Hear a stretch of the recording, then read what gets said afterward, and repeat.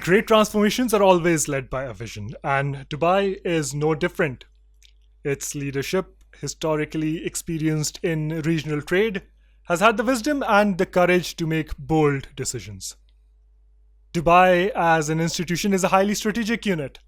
It is proactive, it keeps a close eye on geopolitical fronts, and it maximizes its geographic advantage to attract and facilitate the best of business engagements. Right from the beginning, for hundreds of years, the Indians have been here. But for what purpose? For the pearls. Pearls used to go from here. Dates used to go from here. And salted fish used to go from here. These three items will go from here to India, and food, clothing, this, the whole lot, everything. It was a barter system. Dubai began to thrive particularly well after 1902. Until then, majority of the regional traders were still docking their boats at the coast of Iran. However, following an increase in taxes at the port of Lenge, Dubai introduced a favorable counter policy, abolishing all customs duties on trade imports into its Greek harbor. This brought about a significant transformation to the local economy. And with the influx of major trading parties, Dubai introduced its own valuable expertise to them, that of sourcing natural pearls from the bottom of the sea.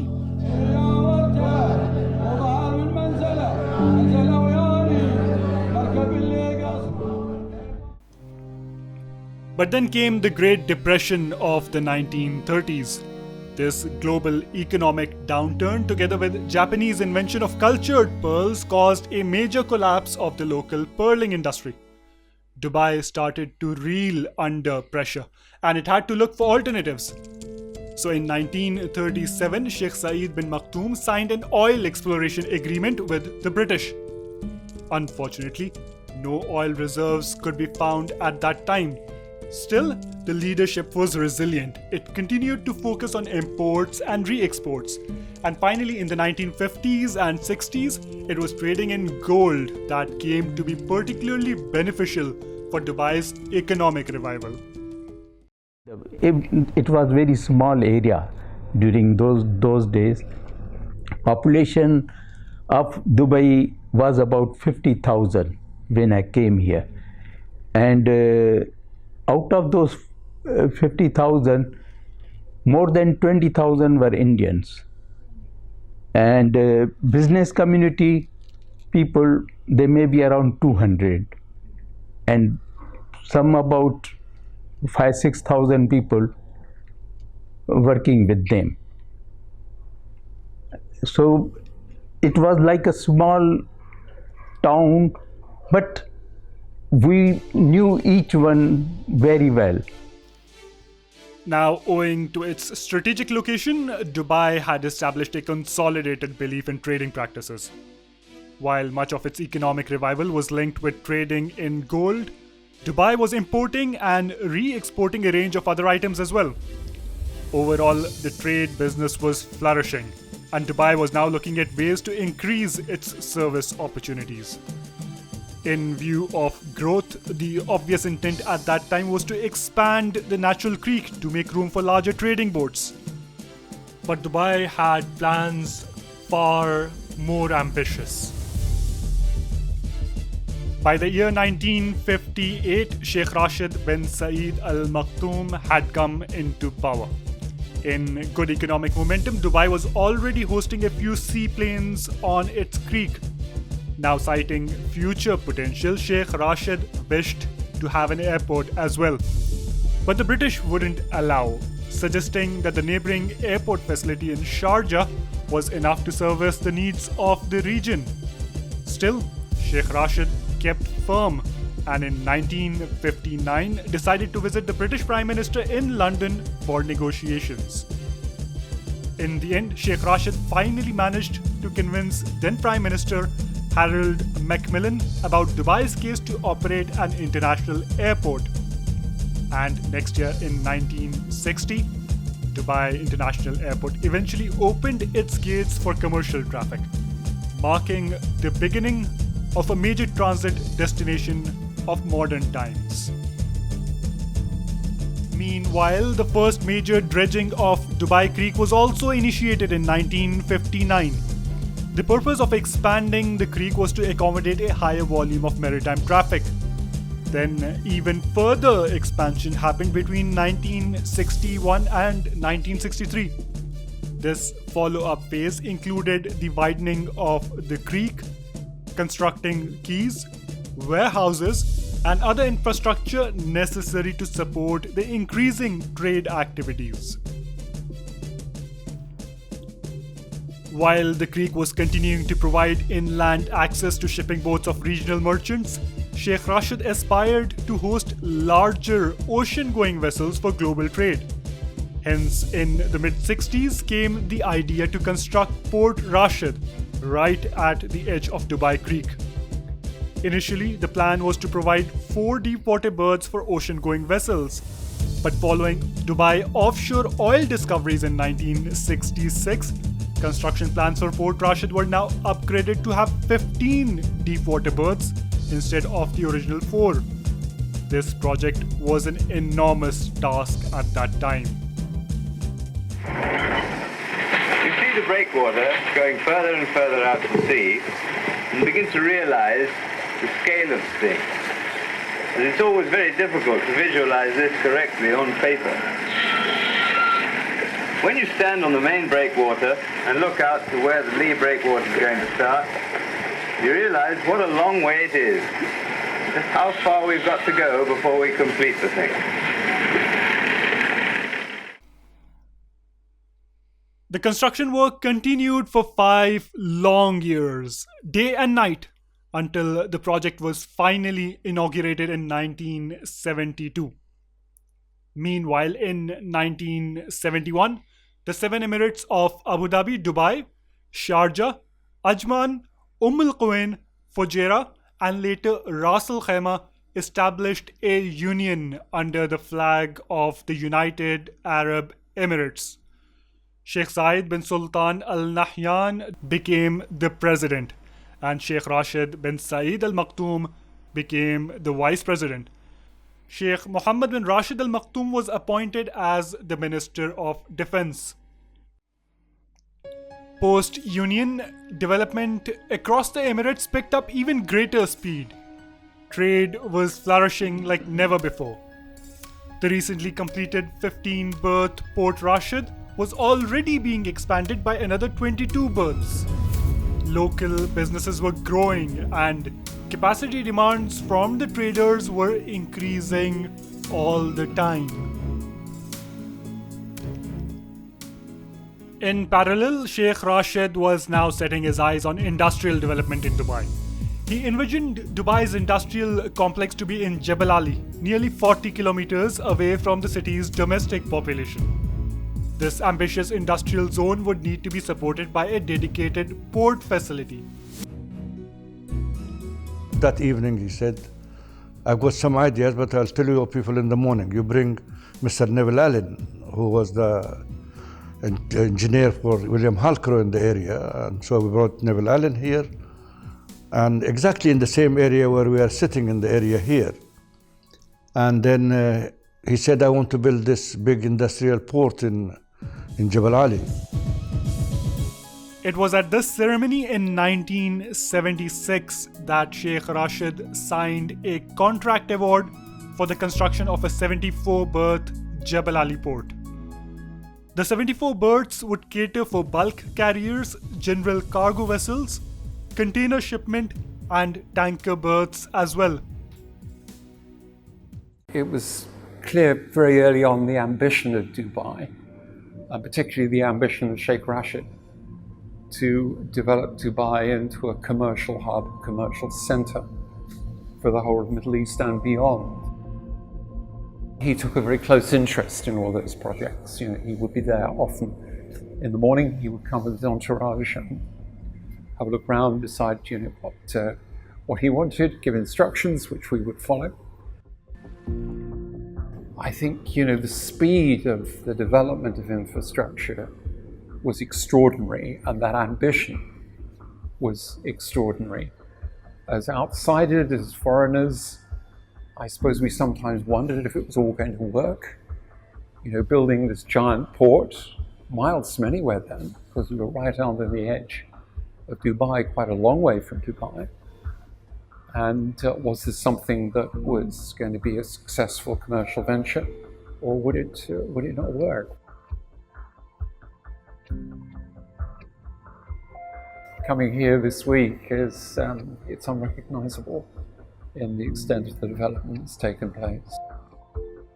The degree of construction and the speed of construction and the quality of construction is mind-blowing.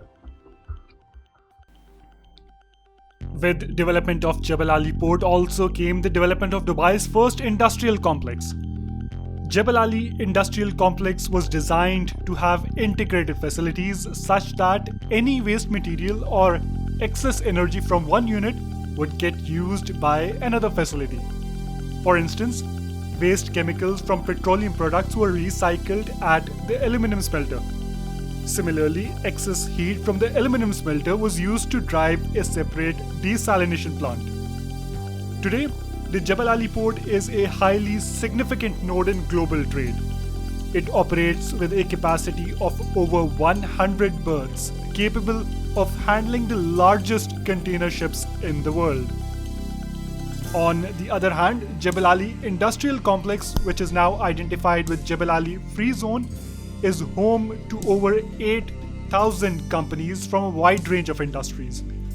These companies come from more than 140 countries, making it one of the largest, most diverse and technologically advanced free zones in the world.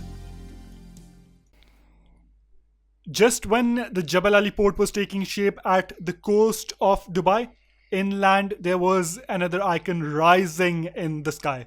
This was the construction of Dubai World Trade Center. Completed in 1979 at 39 floors, Dubai World Trade Center was the Middle East's tallest building at the time. The trade center stood alone in the desert, and people were extremely puzzled why a high-rise building would be put up in open land. The construction of Dubai World Trade Center had symbolic value. It was primarily driven by Sheikh Rashid's vision to transform Dubai into a regional hub for trade, commerce, and finance. The tower clearly set a benchmark for early construction on the Sheikh Zayed road. Today, the Dubai World Trade Center is part of the region's largest purpose-built complex for international events and exhibitions, connecting people, products, and ideas from across the world. If you'd asked me in 1979, Guy, will Dubai become a tourism center? I'd have said, what are you smoking? Then, in between the Dubai World Trade Center and the faraway Jebel Ali port, began the mind-boggling construction of New Dubai. The two areas were connected via the Sheikh Zayed road. Construction on this road first started in the late 70s, and it has since evolved into a bustling highway that runs through the heart of Dubai. Over the years, Sheikh Zayed Road has witnessed tremendous development and transformation, with towering skyscrapers, luxurious hotels, shopping malls, and residential complexes lining its route. This major highway has become synonymous with Dubai's rapid urbanization and economic growth, reflecting Dubai's status as a global city and a hub of innovation and modernity. Meanwhile, in the period towards the end of 1970s, Sheikh Mohammed bin Rashid Al Maktoum was given the task of leading development works at the previously established Dubai International Airport. Sheikh Mohammed announced an open skies policy for Dubai and introduced the city's first tourism strategy, linking it to the development of the airport. At that time, Dubai did not have a national carrier of its own. Gulf Air was operating for a large part in the Middle East, including an increasing number of flights in and out of Dubai. However, in 1983, things turned sour, and Gulf Air demanded that Dubai abolish its open skies policy to protect their share of the market. Sheikh Mohammed repeated that Dubai's open skies policy was not negotiable, and in response, Gulf Air began to reduce its flight operations to Dubai. It was at that time Sheikh Mohammed decided to lay the foundation of Emirates Airline. A long time now. There was a group of about 10 of us. Sheikh had just been made the chairman, Maurice Flanagan was the managing director, and about 8 or 9 of us. And we sat with a clean sheet of paper. The government said they wanted an airline. They set the rules of the game with regard to what the airline was to look like, and they gave us $10 million. And since that, they've given us nothing else. The business plan, the model that we have, still sits in the bottom drawer of my desk here. It was written out in hand. And it had 10 points. And each of those points, bar from about 2 of them, are still holding good today. And I think it's been the essence of our success, the simplicity of our model, the scalability of our model, and the determination and the focus to get the job done. Flight operations began in 1985 with 2 aircrafts leased from Pakistan International Airlines. On the 25th of October, the first flight of Emirates was to operate from Dubai to Karachi. Cabin crew were trained at PIA Training Center. We were received by PIA at Karachi Airport. When I look back the history of Emirates, there are a few things which I always talk about. To select a team of professionals, give them responsibility with authority and with no interference from outside in their official work. That is the secret of Emirates. And the rise of Emirates opened new gates of tourism to Dubai. Major developments rapidly transformed the hospitality sector. Dubai calendars were now getting marked with recreational events of global recognition. New opportunities abounded across the spectrum and people thronged into the city. Dubai was going through a dazzling modernization process, and those who sensed the pulse joined in, contributed well, and made their mark in the emerging story of Dubai. Coming to Dubai, I worked for 1 year for some company, and then I started my own company, which is the Danube Building Material. Danube Building Material was started in 1993. This year we are completing 30 years of Danube Building Material. And today we are the #1 building material company because we have branches across the GCC.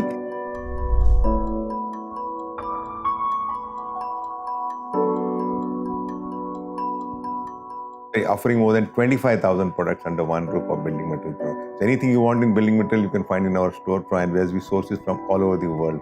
Then when people started buying home, I said, okay, this is the time to start an operation where people buy the interiors also from one shop. So Danube Home was formed at that particular time.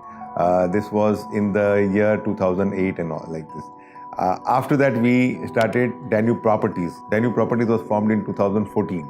2014, the Danube Properties. Today is the 9th year where we have completed Danube Properties, and we have, at this moment when I am talking to you, we have delivered more than 15,000 homes to a lot of people in the market. Properties in Dubai started selling like hotcakes. Developers introduced new concepts, and the city administrators supported private sector initiatives with value-adding infrastructure. The unmatched combination of innovative real estate projects and robust urban planning continues to attract investors and residents to Dubai from around the globe. Meanwhile, owing to an ever-increasing number of travelers, Dubai Airport also continued to grow from strength to strength. In 1984, it already had to have a second runway to accommodate for increase in flight traffic. Since then, there has been a gradual expansion of the terminal facilities as well. At first, the original terminal was expanded. Then in 1998 came Terminal 2, marked for handling of low-cost regional carriers. And the phenomenal fleet growth of Emirates Airline meant that it had to have a dedicated service handling facility for itself. So Terminal 3 was introduced into service in the year 2008. Today, Dubai's status is that of a global aviation hub. It is currently working on developing a separate grand airport facility in the south of Dubai. After developing a consolidated services infrastructure, one might have thought that sky is the limit, but certainly not for Dubai. International Space Station, this is Becky Anderson at the Mohammed bin Rashid Space Center in Dubai. How do you read? Becky, this is Sultan Al-Niadi from the International Space Station. I have you loud and clear. Mohammed bin Rashid Space Center in Dubai is part of the ambitious national space program of the United Arab Emirates. And recently it's been very busy, recording multiple accomplishments in quick successions. Through international partnerships, not only has it launched multiple satellites to orbit around the Earth, but it has even sent the HOPE probe to study atmosphere and climate dynamics around Mars. In addition, Mohammed bin Rashid Space Center has been pivotal in launching local manned missions into space. Recently, two Emirati astronauts, Hazza Al-Mansouri and Sultan Al-Niadi, became the first from the Arab world to arrive at the International Space Station. And as the global space community prepares to return to the moon, Mohammed bin Rashid Space Center is once again at the forefront, taking responsibility to build and operate the airlock unit for the first human space station around the moon's orbit gateway. From the bottom of the sea up to the remarkable heights in space, the transformative journey of Dubai is nothing short of extraordinary. It is a journey driven by intent, strategy, and action. It's a journey of ambition and hard work. What are you trying to do here? What do you want this place to be? I want it to be number one. Not in the region, but in the world. What do you mean number one in the world? In everything. High education, health, housing. Why do you want everything to be the biggest, the tallest? Steve, why not? Why not? If you can have it in New York, what can we have it here? Why are you in such a hurry? Most people would try and do all of this in a lifetime, not in 5 years. I want my people to live better life now, to go to the high school now, to go to the good healthcare now, not after 20 years.